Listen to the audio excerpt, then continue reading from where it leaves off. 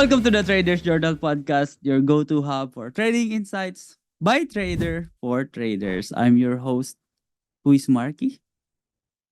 Ever since I started trading, I was a big fan of those traders who share their profits or who share their P&L. And especially, fanboy ako kapag sinishare nila yung mga eksaktong trade entries and exit nila. Kasi kapag ginagawa nila yon, nakikita natin kung saan talaga or paano nila minanage yung trade. Pwede kasi natin itong i-backtest. And now that I'm a mentor myself, I try as much as possible na i-share kung saan yung mga entries and exit ng mga trades ko. Because of course, we want to walk the talk. And I received a beautiful message recently sa page na Kuis Marky. And by the way, if hindi ka pa nagpa-follow sa page natin, baka naman. Ayan. So, I received this beautiful message. At ang sabi niya doon, Kuis, good day. Thank you sa mga post mo. And you really are inspiring. And very informative yung mga content. Ask ko lang, baka may tip ka on holding trades. Kasi ang hirap na i-hold yung trades ko dun sa gusto kong profit level. Napapabenta ako ng maaga. Nakikita ko kasi na very objective ka sa pag-take ng profits mo nung nag-backtest ako ng mga trades mo. I know that it's about discipline. Pero how? Sana masagot, hehe. Salamat kuis, God bless and more power. Oh. And ang sagot ko, cut your losses and letting your profitable trades run. Sabi ko, maganda tong topic na to. Okay lang ba if i-discuss ko to sa podcast? Sabi niya, sige Kuis, maraming salamat. Actually, ang ganda ng message. And thank you so much for that message. Nagkaroon ako ng idea kung anong gagawin ko about sa podcast na to. And ikaw din, if you have an idea or if you have a question na tingin mo pwede natin pag-usapan sa podcast or pwede kong sagutin via podcast episode, message mo lang yung page na Quiz Marky or even the Cerberus Trading na page. So, in this episode, sasagutin natin yan. I will expand dun sa answer ko na cut your losses and let your profitable trades run. And paano ba talaga natin ma-hold yung mga trades natin to that desired profit levels? Imagine kasi this, na meron kang dalawang trades. Yung isa, winner or gain or in profit, and then the other one is a losing trade or loser or negative pa. And yung partner mo nag-request, love, mag-grocery naman tayo. O need mo na ngayon ng pera pang grocery. And nag-decide ka na kunin yung pera na pang grocery mo from your trading account. Which one of the two position ang i-close mo?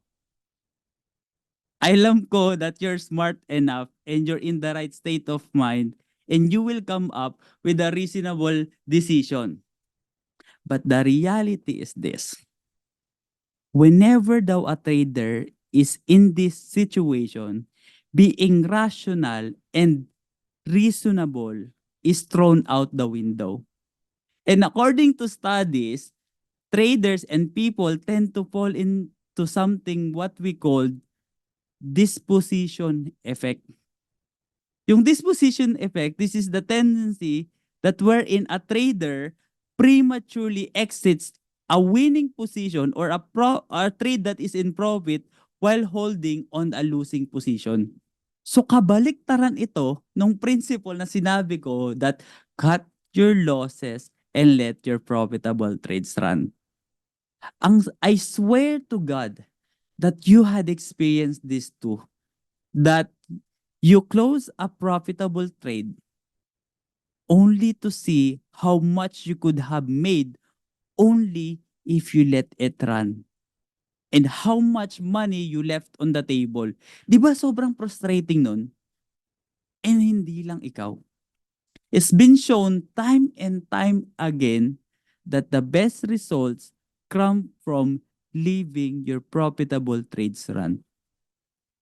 Actually, merong studies nito si Lee Freeman Shore. He is one of the well-known fund manager sa buong mundo and on his peak, he was actually able to manage over $1 billion of assets in management. And he have this study of 45 top fund manager and binigyan niya sila ng 20 to 150 million dollar to invest. Pero meron siyang rule. And the rule is that they are only allowed to trade and invest dun sa top 10 investment ideas na meron sila. And then, in-examine ni Lee Freeman yung 1,866 investment that were made by this top fund manager between 2006 to 2013. It includes over 30,000 trades. And what he found out is halos walang pinagkakaiba-iba yung napiling trades or investment ng mga top or best performing fund manager versus dun sa mga poor performing investment manager.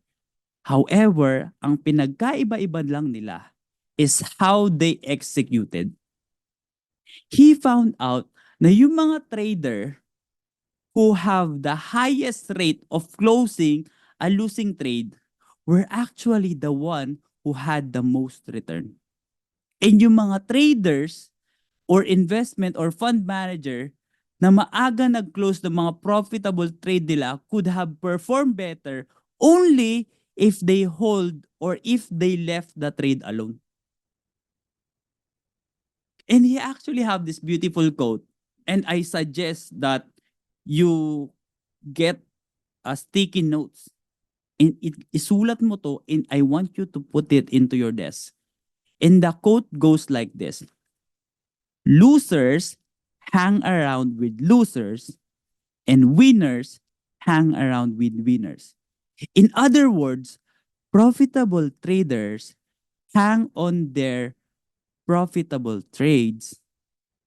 Losing traders hang on their losing trades.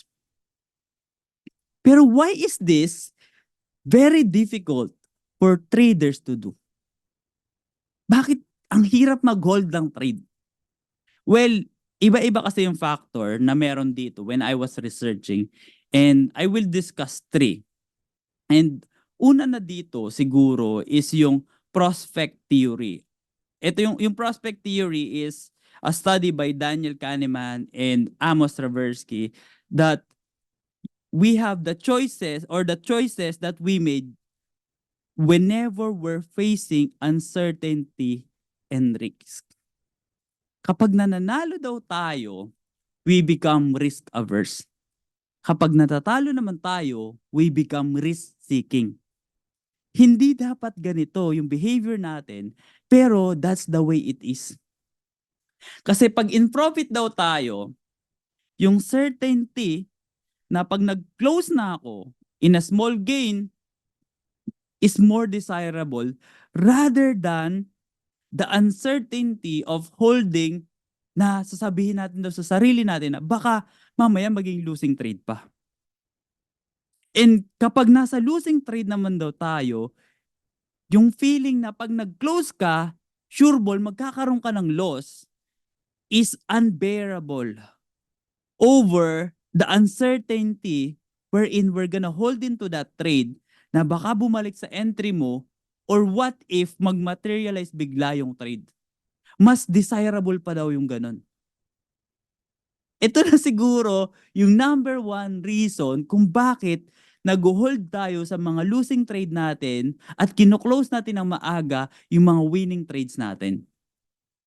And isa pa dito is related dun sa pinag-usapan natin is yung recency bias or the tendency to focus on the short term. Dahil daw dito, we are experiencing yung tinatawag na myopic loss aversion or yung short-term loss overpowers the potential of a pleasure of a long-term gain. Nangyayari to kapag ganito. Kunyari, meron kang trade papunta dun sa TP. And then may konting level pa na bago ma-hit yung TP take profit area mo or yung take profit na price na sinet mo, ang ginagawa daw natin is kino-close natin. Bakit? Kasi it is yung fear na yon, yung fear na nararamdaman natin na what if biglang bumagsak? Eh, more bearable pa daw yon kesa tignan mo yung trade na umabot hanggang dun sa potential TP level mo.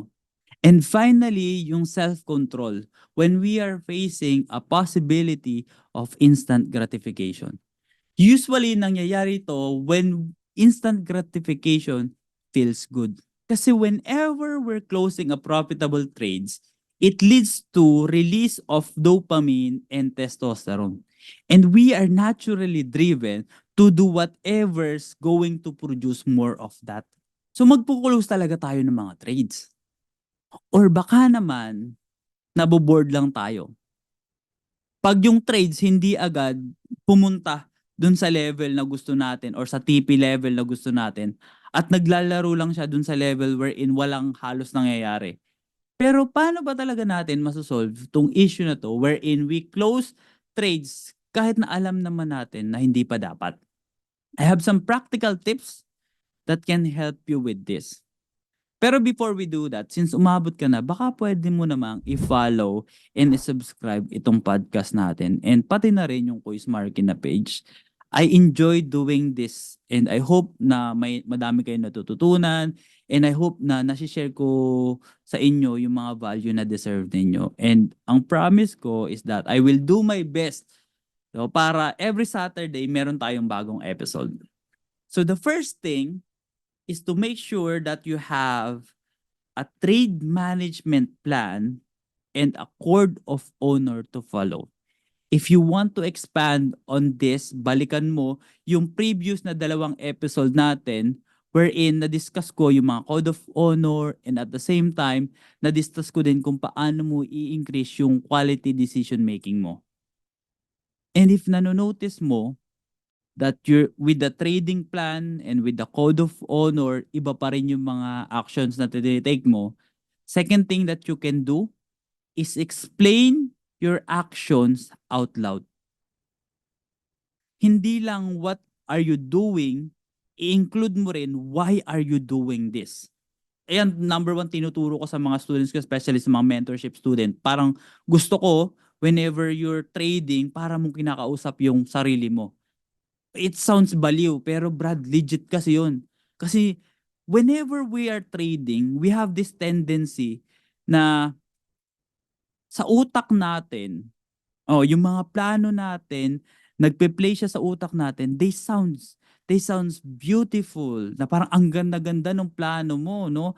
Pero nung sinabi mo na out loud at naririnig mo na to, it doesn't make sense. Yung idea, sa utak lang natin maganda. And hopefully, kapag naririnig mo yung sarili mo, ma-override mo yung sarili mo from taking unnecessary actions. And the next thing that you need to do is work on your boredom threshold.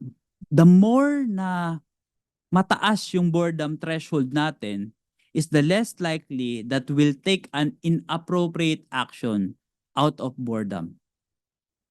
Isa sa problema kasi nating mga trader is yung kapag nag-trade tayo or pumasok tayo sa isang trade, siya nakatutok ka pa rin dun sa monitor.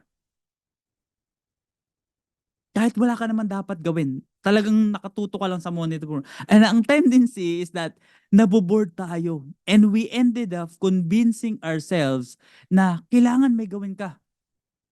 Kahit wala ka naman talagang dapat gawin dun sa trade na yun. Gusto mo laging ma-action. Huwag ganun, Brad. Kasi ang result yan, magma-micromanage ka. Instead, ang gawin mo, mag-set ka ng alarms or price alerts. So therefore, pwede kang umalis sa harap ng screen mo. Hanap ka ng ibang bagay na pwede mong gawin or pagkaabalahan.